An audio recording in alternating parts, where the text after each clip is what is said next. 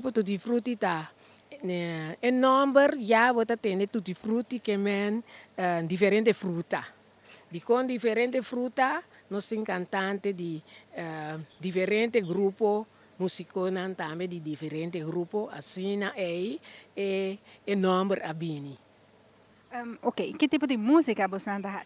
Nós toca mais bem música folclore.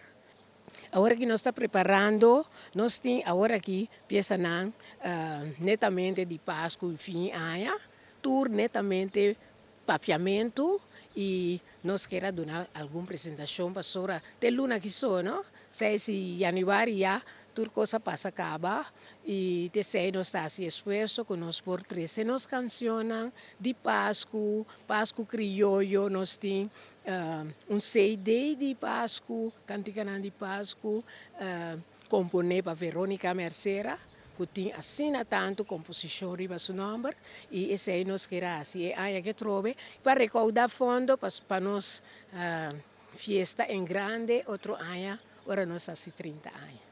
Ora que nós viajamos maneira 3 viagens para a Holanda, e primeiro ano estava 2004, depois 2009, 2018 e turbia que nós damos apresentação, nós está explicando canticana. Essa é a nossa vantagem, para sobre nós está explica que nós canta, então está traduzindo holandês também. Então esse é nós que agora que de nós muito para sobre nós tem uma canção que dá bisa bate paia na alemão, pero agora que muita lanta ensadi e coisa não é. Lá miram was machine, primi botão, lava paia, pero agora que pensei nós que trecinam back.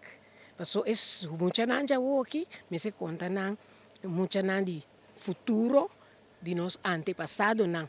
Então esse aí nós não quer para vai perder. Por exemplo, nós temos cantica que tá bisa na caminho de po que men na caminho de po na topa na pareja nasa echa cuenta aí na tá vai que água para por cozinhar assim turcos água e tempo já essa é disso explicação pessoa nós que mantenemos papiamento então é cultura boneriano é lo que con os antepassado não abiba e sei nós que crescer para nós muita não agora aqui com a biba com a papia com a balia com a come